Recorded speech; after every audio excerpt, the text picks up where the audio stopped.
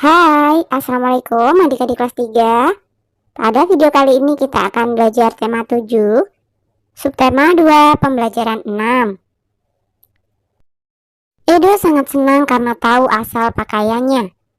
Edo ingin belajar tentang pakaian profesi. Ikutilah kegiatan Edo dan teman-temannya. Mari membaca teks berikut. Pakaian profesi. Edo dan teman-temannya belajar tentang pakaian profesi. Pakaian profesi adalah pakaian yang digunakan oleh profesi tertentu. Pakaian tersebut biasa dikenakan saat mereka bekerja. Pada zaman dahulu tidak ada pakaian profesi seperti saat ini. Pakaian profesi banyak jenisnya. Ada pakaian profesi yang dikenakan oleh dokter, tentara, dan polisi.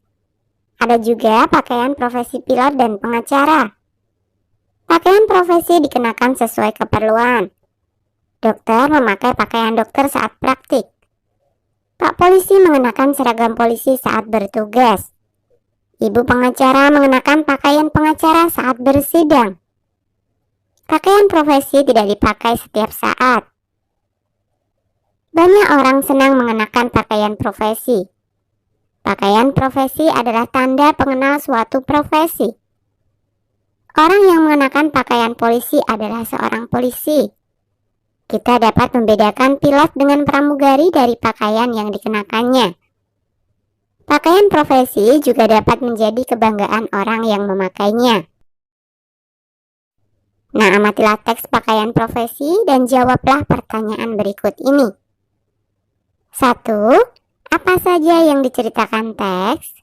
Edo dan teman-temannya belajar tentang pakaian profesi. Pakaian profesi banyak jenisnya. Pakaian profesi dikenakan sesuai keperluan. Banyak orang senang mengenakan pakaian profesi. 2. Apakah orang zaman dahulu mengenakan pakaian profesi saat bekerja? Mengapa? Pada zaman dahulu tidak ada pakaian profesi seperti saat ini. Karena pada zaman dahulu belum ditemukan teknologi produksi sandang. 3. Pakaian profesi apa yang sangat ingin kamu kenakan? Mengapa? Nah, misalkan saja saya ingin mengenakan pakaian profesi polisi. Karena saya ingin ikut menjaga ketertiban masyarakat. Nah, kalian bisa menjawabnya dengan mengenakan pakaian profesi yang lain sesuai dengan keinginan kalian. 4. Apa kelebihan dan kekurangan memakai pakaian profesi? Kelebihan pakaian profesi adalah dapat menunjukkan identitas atau jenis profesi orang yang mengenakan pakaian tersebut. Sedang kekurangannya adalah membeda-bedakan orang berdasarkan profesinya. 5.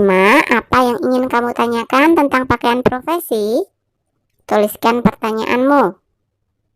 Nah, misalkan saja, apakah ada aturan yang mengatur tentang pakaian setiap profesi? Amati kembali teks pakaian profesi.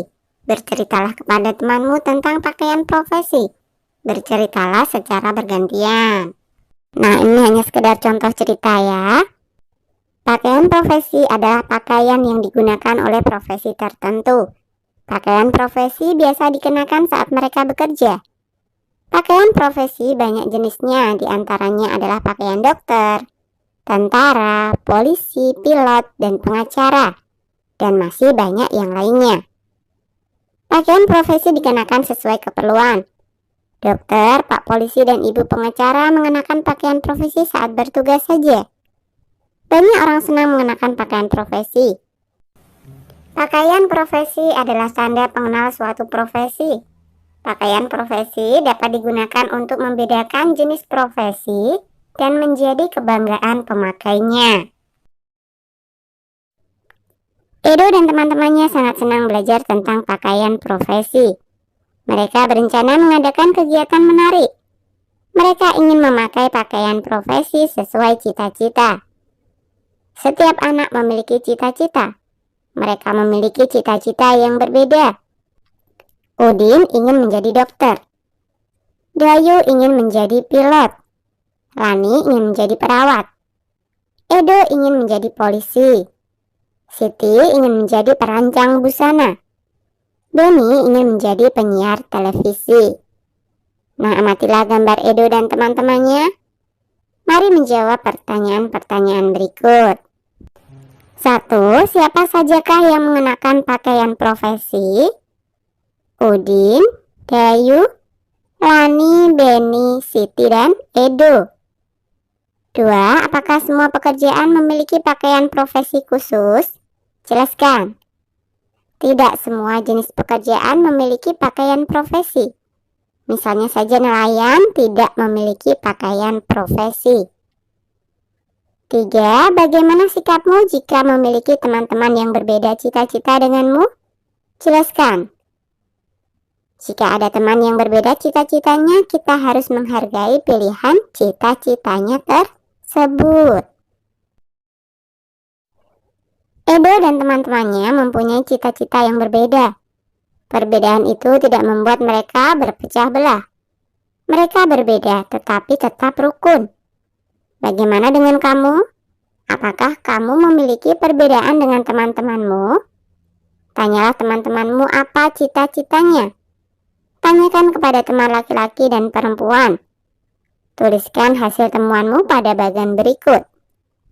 Nah, ini misalkan saja ya, tetap bersatu dalam perbedaan.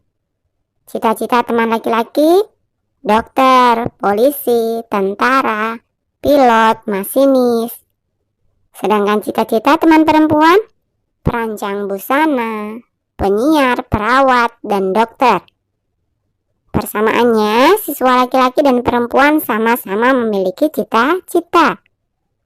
Perbedaannya, mereka dapat memiliki cita-cita yang berbeda sesuai keinginannya. Perbuatan yang harus dihindari, 1. Menganggap cita-cita sendiri lebih baik dari teman yang lainnya. 2. Mengejek cita-cita teman yang lain. 3. Berprasangka buruk dengan cita-cita teman. Nah, perbuatan yang harus dilakukan, 1. Menghargai cita-cita teman. 2. Memberi semangat kepada teman agar cita-citanya tercapai. Dan 3. Mendoakan teman-teman. Kamu sudah menuliskan perbuatan yang harus dihindari dalam keberagaman. Ceritakan maksud salah satu perbuatan yang kamu tulis. Apa akibat jika perbuatan itu tidak kamu lakukan? Apa akibat jika perbuatan itu kamu lakukan? Tuliskan ceritamu pada tempat yang tersedia. Nah, kita harus mendoakan teman agar cita-cita yang mereka pilih dapat tercapai. Untuk mencapai cita-cita tersebut tentunya perlu belajar dengan tekun dan selalu berusaha. Jika kita malas belajar, tentunya cita-cita tersebut akan sulit tercapai. Kamu sudah mempelajari bermacam-macam motif pada kain. Motif-motif itu berbentuk bangun datar. Masih ingatkah kamu dengan karton bentuk bangun datarmu? Ayo kita berkreasi kembali dengan karton berbentuk bangun datar. Buatlah bentuk yang berbeda dari yang pernah kamu buat. Lakukan sesuai langkah-langkah pada kegiatan sebelumnya. Apakah bentuk bangun datar yang kamu buat memiliki simetri putar? Lakukanlah percobaan dengan gembira. Catatlah hasil percobaanmu pada tabel berikut. Beri tanda centang jika memiliki simetri putar dan tanda silang jika tidak. Tuliskan banyak simetri putar jika ada. Nah, bentuk bangun datar yang pertama adalah belah ketupat. Memiliki simetri putar, jadi kita centang banyaknya adalah 2. Kemudian bentuk bangun datar yang kedua adalah segi 5 atau pentagon. Memiliki simetri putar, jadi kita centang dan banyaknya ada 5. Kemudian bentuk bangun datar yang ketiga adalah segitiga sama sisi. Memiliki simetri putar dan banyaknya ada 3. Oke, sampai di sini dulu video kali ini ya. Sampai jumpa di video berikutnya.